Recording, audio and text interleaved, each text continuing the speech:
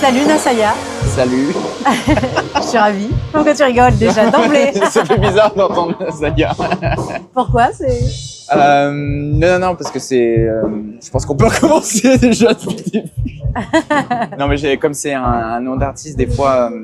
en français, je sais pas pourquoi, quand on m'appelle Nassaya, ça fait oula, qu'est-ce que c'est? Ah ouais. D'accord. Bah alors justement, ça évoque quoi ce blaze?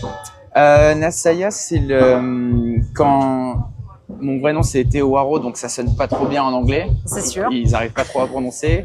Et quand j'ai commencé à faire de la musique pour ce projet-là, j'ai pris tous les noms de famille et j'ai trouvé le nom de famille de jeune fille de ma grand-mère et j'ai enlevé quelques lettres et j'ai pris ça. J'ai fait super. Et le pire, c'est qu'elle le savait pas jusqu'à il y a 2 ans. Je pensais que je l'avais dit. Elle était contente.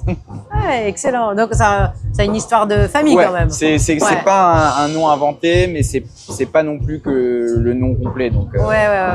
Bah, c'est sympa en tout cas. Voilà. Sympa. Alors tu vis entre les États-Unis et la Réunion, si j'ai bien. Ouais.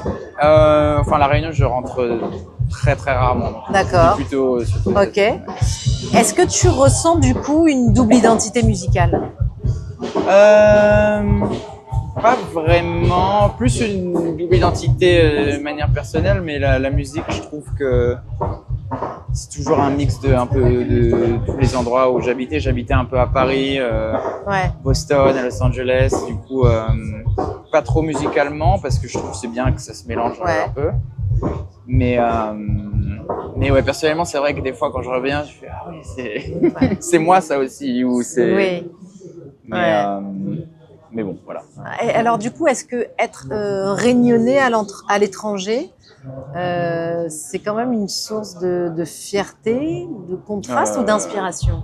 Ah ouais, c'est un peu une fierté. Bah déjà, on doit toujours, quand on explique aux gens où c'est, parce que c'est général. Quand je venais de déménager et que j'expliquais aux gens que je venais de la Réunion, je leur disais c'est à côté de Madagascar. Ils font ah ouais le film. Le film du coup, pour eux, après bon c'est tellement petit que pas moyen de. Enfin c'est très rare. Quand quelqu'un connaît généralement c'est ils sont ah ouais je connais très bien le surf le machin mais ouais du coup c'est toujours assez cool de. Enfin moi j'en suis fier de toujours en train de parler des caries de tout ça quoi.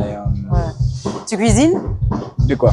Bah, oui, tu cuisines. j'ai trouvé j'ai ramené un peu des épices. Enfin, mes parents ils sont venus il y a quelques années et ils m'ont ramené un peu des épices. Du coup, j'ai réussi à trouver une manière de faire un carré poulet correct, mais c'est pas pareil. Il me manque, je sais pas c'est quoi. Il manque le goût. Ouais, il manque les grains, les lentilles. Je sais pas. C'est pas pareil. Ouais. Et alors justement, quand tu reviens ici, tu ressens quoi artistiquement? Est-ce que c'est de l'ordre de la recharge ou du complètement décalage? Plus de la recharge pour moi. De toute façon, dès que j'arrive, je suis de naturel assez stressé et je pense que c'est accentué parce que j'habite dans un pays qui n'est pas non plus le mien. Bon après, c'est comme la maison là-bas maintenant, mais du coup quand j'arrive, je suis toujours direct. Je fais, ça va en fait. Et j'adore écrire. Moi, j'ai pas beaucoup de temps là, mais un peu de musique quand je suis ici parce que je sais pas, j'ai l'impression que c'est pas pareil. Pas les, je sais pas. Elle résonne pas pareil. Ouais, ça résonne pas du tout pareil et ça donne un peu le temps de. Surtout aux États-Unis où c'est tellement tout le temps à fond, tu t'arrêtes pas trop, enfin voire jamais. Du coup, quand je me pose ici et que j'écris un peu les musiques, je fais ça va en fait. Et c'est toujours assez inspirant de rentrer. Et j'aimerais bien pouvoir rentrer plus souvent. C'est un sacré périple. C'est loin. Alors, tu crées des sons qui sont quand même très visuels. Quand on écoute ta musique, on arrive vraiment à se projeter, à voir les choses. Enfin, tu vois, est-ce que tu imagines des paysages quand tu les composes? Pas spécialement des paysages, mais c'est vrai que souvent quand je commence à écrire, dans les premières heures où j'écris quelque chose, j'imagine déjà un peu les visuels, le artwork, qu'est-ce que je pourrais faire comme vidéo. C'est vraiment en lien et même des fois quand je peux avoir une démo qui fait 1 minute, je vais commencer à faire des. C'est presque plus ça qui m'intéresse que la musique. Des fois, j'arrive pas à expliquer ou genre le lien entre les deux. Et est-ce que j'imagine les paysages? Je sais pas spécialement, mais c'est vrai que oui, c'est assez visuel. C'est très lié avec l'écriture. Alors, il y a toujours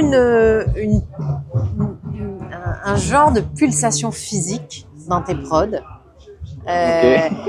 Ouais, enfin moi je l'entends, je l'entends comme ça, tu vois, une pulsation physique. Est-ce que c'est instinctif ou tout est construit? C'est-à-dire tes prods en fait, est-ce que tu laisses une part d'instinct ou est-ce que tu sais déjà où tu vas? Oui et non, en fait je pense que tu as une part de choses, enfin n'importe quelle personne qui crée, que ce soit de la peinture ou de la musique, tu as un truc un peu instinctif qui est lié à tout ce que tu as écouté dans ta vie ou ta propre névrose ou ce genre de choses. Mais après, il y a, je pense, c'est un mix entre ce que j'aime écouter de manière générale, parce que j'ai écouté toute ma vie, et un truc un peu incontrôlable ou contrôlable. Je sais pas non plus. Mais c'est vrai que je sais pas si je choisis vraiment en fait la musique que je fais naturellement. Il y a des choses qui t'inspirent, mais en fait au final quand t'écris, ben c'est genre ça c'est moi. Malheureusement c'est ce que ce truc que je peux faire. Du coup, à quel moment tu ressens que l'alchimie d'un titre il fonctionne vraiment? Généralement c'est une bonne question parce que ça part et ça revient. Généralement c'est au début. Je vais commencer à écrire quelque chose, je vais avoir parce que j'essaie d'écrire tous les jours, mais c'est 98% du temps c'est nul, franchement nul, où tu fais ouf, si les gens entendaient ça. Et puis t'as un moment où tout va devenir assez simple, c'est genre ok là j'ai toute l'idée un peu, et là je vais travailler hyper rapidement. Généralement une chanson que j'aime bien, je la finis, c'est assez pareil pour tout le monde quand j'en parle, je la finis en quelques heures et après s'ensuit soit des semaines ou des mois c'est le pire truc que j'ai entendu ou bien mais généralement les chansons où t'as ressenti ce truc où putain au ce moment T c'était le meilleur truc que t'as écrit. Que t'as écrit, je sais pas. Mais généralement tu dois travailler pour le retrouver quand t'es en train de finir et de le mixer, etc. Mais c'est un peu bizarre en fait comme expérience parce que c'est de la technique, mais en même temps, tu fais genre, que se passe-t-il? C'est maintenant, il faut que j'ai rien de prévu. Je peux annuler un truc qui est prévu juste pour pouvoir finir quelque chose, parce que c'est très difficile de retrouver ce moment-là, je trouve. Parce que tu réfléchis plus trop. Quelle émotion tu trouves la plus difficile à traduire en musique? Je sais pas. Pour moi, un truc ultra joyeux, c'est assez difficile, je sais pas pourquoi. Enfin, un truc très. Je sais pas, je me sens pas souvent. C'est toujours un petit mix de. Mais. Et puis je trouve un truc mélancolique qui a un peu des deux. Je trouve que c'est très facile de faire un truc ultra triste et ça peut direct faire un peu kitsch. Mais de trouver un peu l'entre-deux où c'est pas envie que les gens soient en train de pleurer tout le temps non plus, mais peut-être, je sais pas. Mais c'est vrai que les chansons, j'ai une blague avec des amis où dès quelque chose qui est ultra joyeux, je n'ai jamais ressenti d'émotion, je fais qu'est-ce que c'est que ça? Et alors que je peux écouter des trucs qui sont ultra joyeux, mais c'est pas spécialement ce que j'écris naturellement. Peut-être des trucs harmoniques que je sais pas.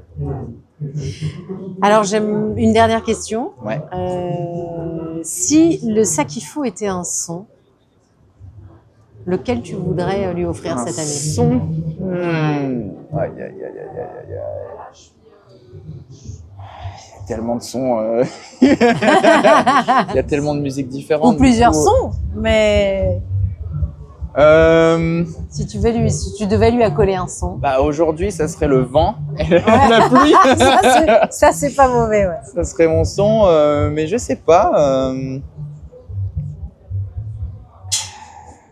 C'est un peu bizarre, mais je n'étais jamais venu au Sakifo, même quand j'habitais ici, mais quand on passait, j'entendais surtout les batteries. Donc je sais pas, c'est peut-être une batterie. Je me disais, c'est le